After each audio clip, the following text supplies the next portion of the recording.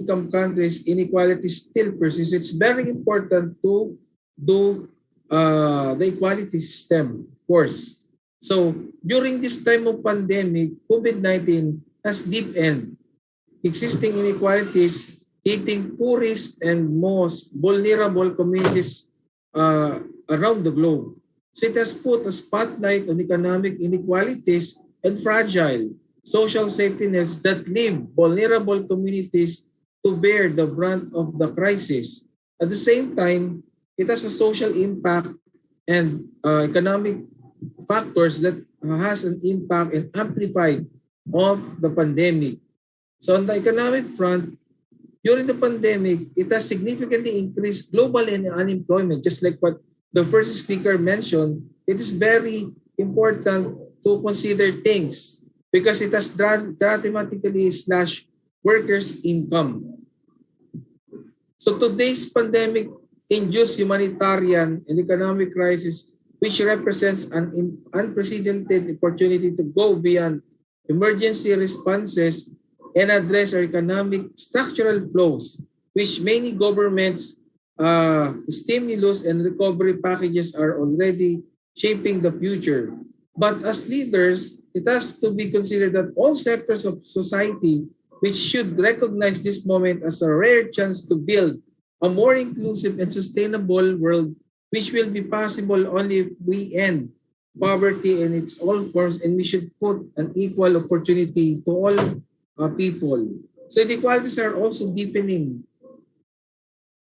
So today's target, there are some inequalities reasons that by the next 20 years, progressively achieve and sustain income growth of the bottom 40% of the population at a rate higher than the national average. So it is one of the targets that the government should do something about this crisis, especially in this time of pandemic. So of course, another is to promote universal social, economic, and political inclusion. This is to empower and promote the political inclusion in all level, irrespective of the gender, the age, disability, the race, ethnicity, or origin, religion, or economic or other status. So the government in other areas in this time of pandemic should put an equal system so that we can end poverty and we can end also other factors that contributed to these problems that we are facing. So also to ensure equal opportunities end to end, of course, it is very important, this discrimination. This is to reduce inequalities of outcome, which includes eliminating discriminatory laws, certain policies and practices, and other cultural practices which promote appropriate legislation, policies, and action in this regard. So with this area, we should put an equal size, okay? And then, of course, adopt a fiscal and social policies that would be able to promote equality in terms of wage, social protection policies, and progressively achieve greater quality in terms of sustainability development. And then improve regulations of global financial market institutions because it can strengthen the implementation of such regulations if there is an equal system to all people. And then also to enhance representation for developing countries with regards to financial institutions in terms of decision making in global, international, economic, and financial institutions. This is in order to deliver more effective, credible, accountable, and legitimate institutions.